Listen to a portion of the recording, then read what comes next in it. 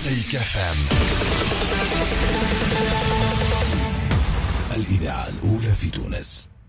ضيفنا الآن سفير الاتحاد الأوروبي في تونس ماركوس كورنارو اللي جاء منذ مدة قصيرة إلى تونس. Bonjour, votre excellence. Bonjour, merci d'être avec vous. Un plaisir. Merci à vous d'accepter notre invitation.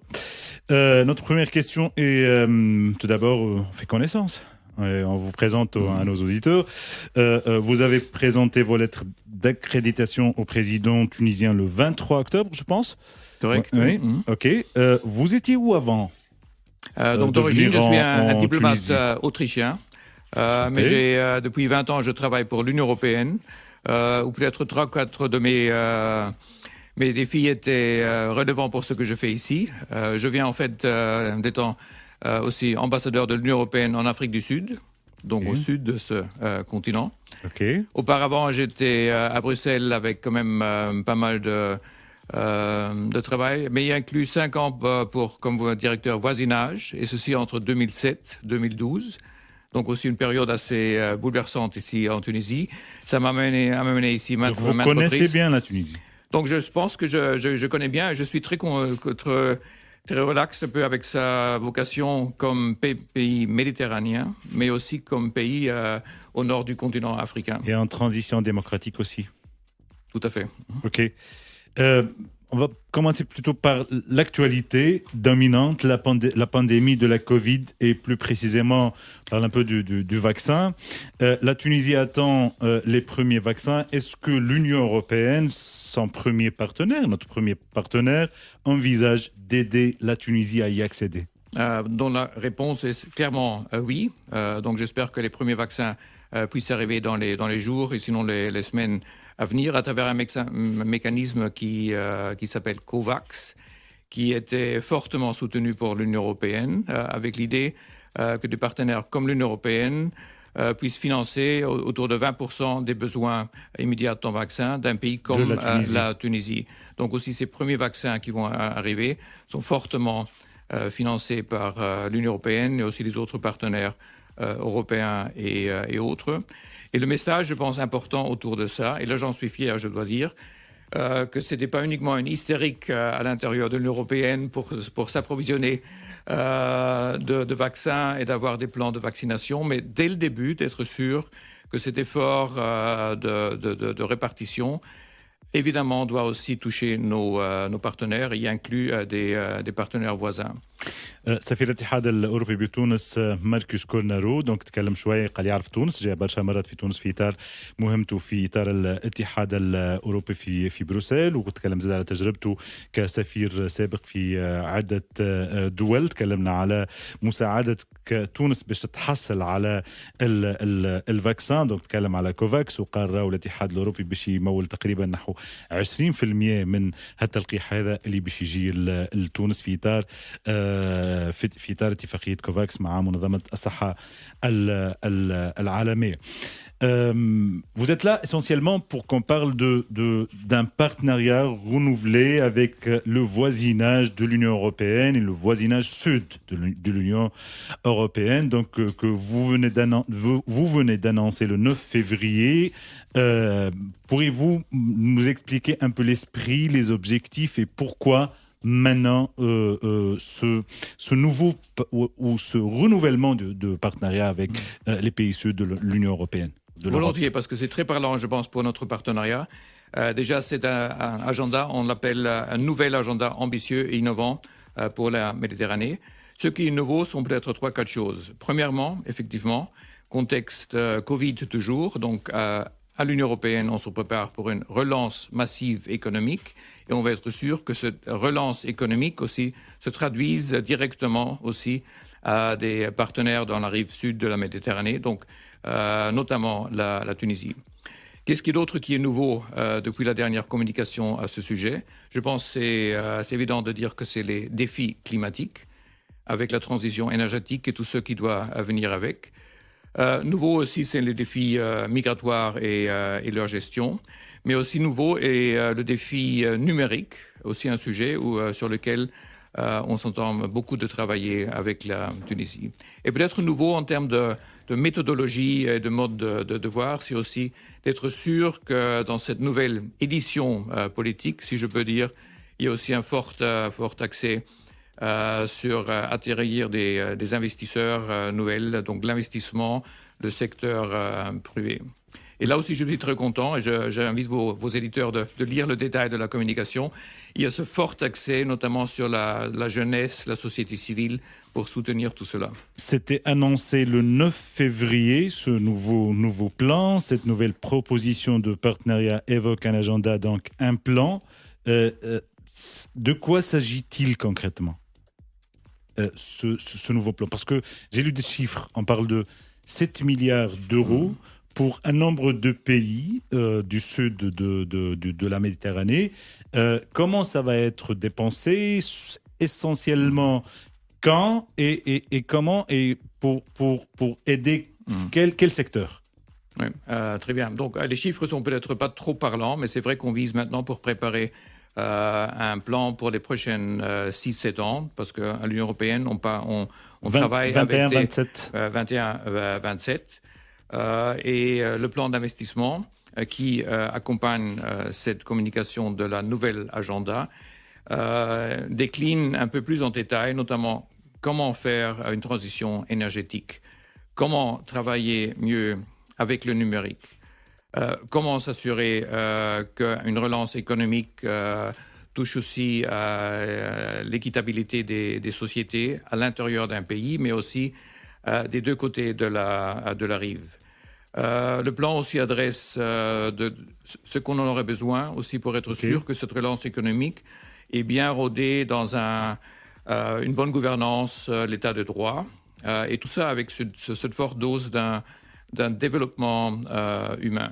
Et là, je reviens aussi qu'il y a une boîte d'outils qui est assez moderne, je peux dire, qui vise très bien ce qu'on peut faire avec les dons, qui resteront certainement conséquents pour la Tunisie, mais où est-ce qu'un mixage entre dons et prêts peut être plus intéressant pour notamment toucher le secteur privé et aussi de s'apprêter à une certaine compétition. Il y a aussi tout le volet d'une macro-financière, une aide macro-financière en tout cela. Et en plus, il y a une certaine mise à jour du partenariat en même et de sa coopération avec des pays membres. Et je suis très, très content qu'on a eu l'occasion déjà d'entendre la Tunisie novembre dernier pour avancer ses propres idées et ses attentes autour de cela. سعادة سفير الاتحاد الأوروبي في تونس ماركوس كورانو دونك يتكلم على هالاتفاقية الجديدة هذه أو التعاون الجديد هذا في برنامج كان تم إعلانه نهار 9 فيفري توجه إلى بلدان جنوب المتوسط اللي هما عدد من البلدان نجموا حتى نسميهم لاحقا تنجم نلقاهم في الكومينيكي كامل. نتكلم على التنمية البشرية والحكم الرشيد وسيادة القانون، هذا الاستهداف نتاعو، والازدهار، دعم اقتصادات قادرة على الصمود، كيف دامجة أو مدمجة، السلام والأمن، الهجرة والتنقل، بيئة والطاقة ومواجهة أثر تغير المناخ، ويستهدف أساسا وخاصة النساء والشباب.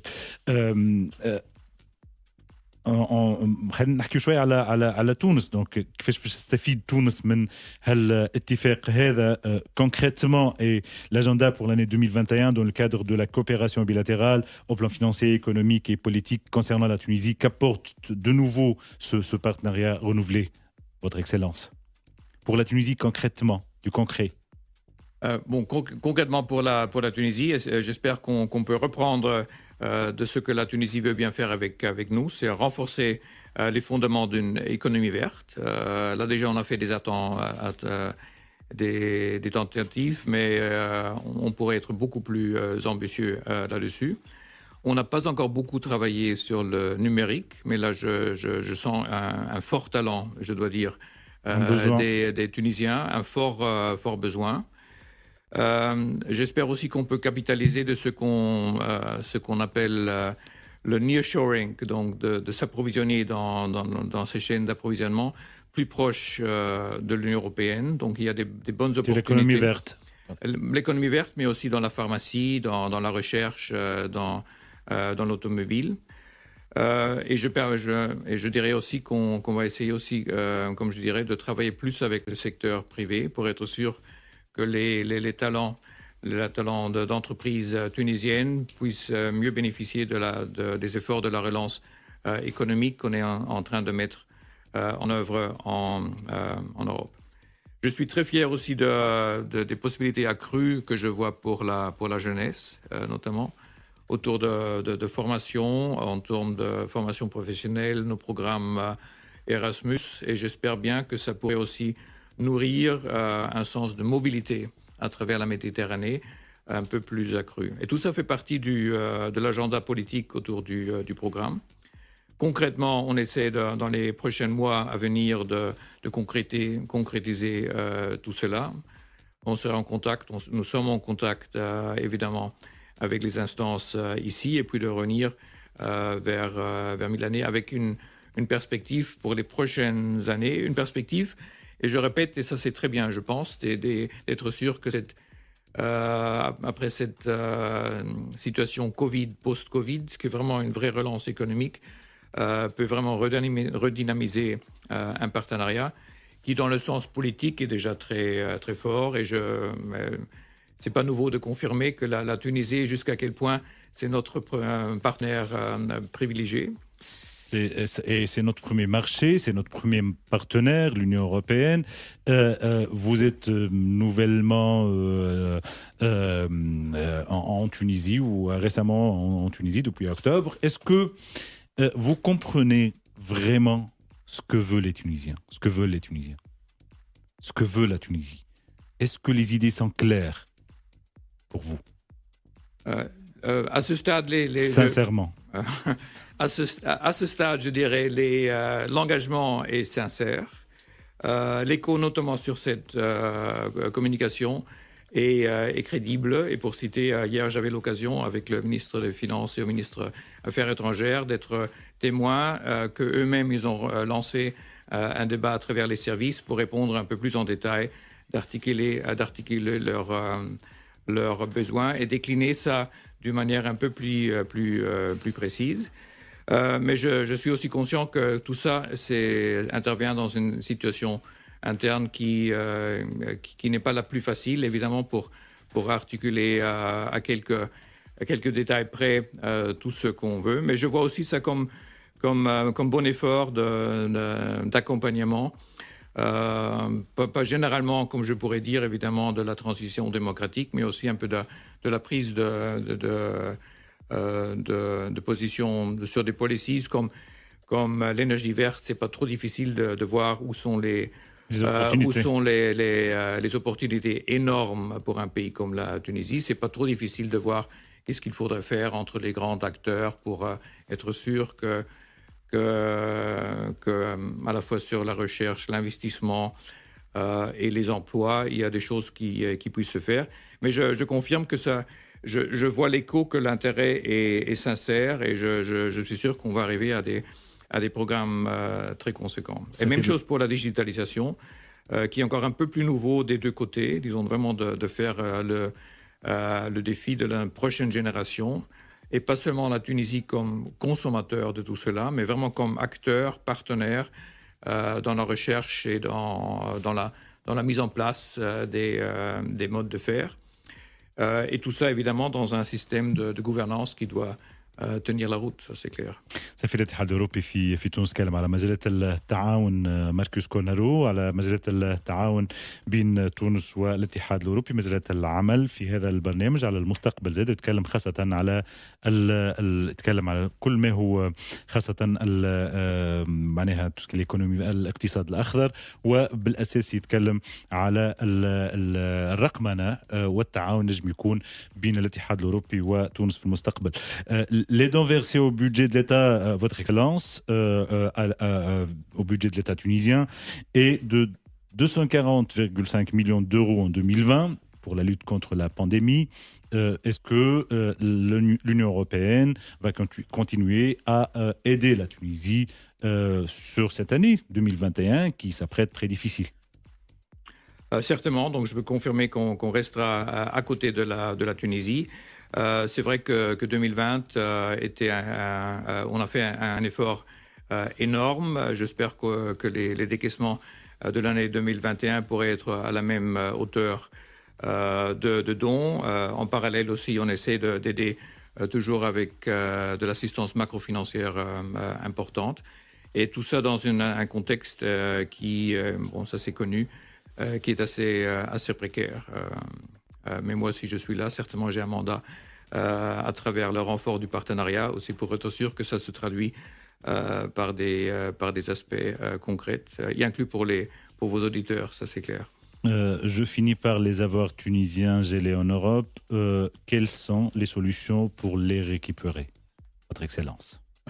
Déjà pour dire aussi que l'Union européenne est en premier plan intéressée aussi qu'il n'y a pas de redevabilité dans tout cela, donc la lutte contre la corruption, le blanchissement, etc. Qui est en train de faire des avancées. Qui généralement fait des avancées, ça c'est clair. Deuxièmement, il faut être aussi clair qu'on est aussi assez conscient du besoin d'un due process, donc un processus clair aussi pour les individus qui sont sur les listes, et donc ou plutôt pour les droits de défense. Pour le droit de défense et un procès juste des personnes qui sont incluses dans les listes. Et c'est dans ce contexte que la coopération actuellement se joue. C'est clair que ceci donc nécessite aussi un suivi de la part de la Tunisie et une mise à jour régulière sur l'état de différents dossiers. Donc ces dossiers doivent aussi avancer.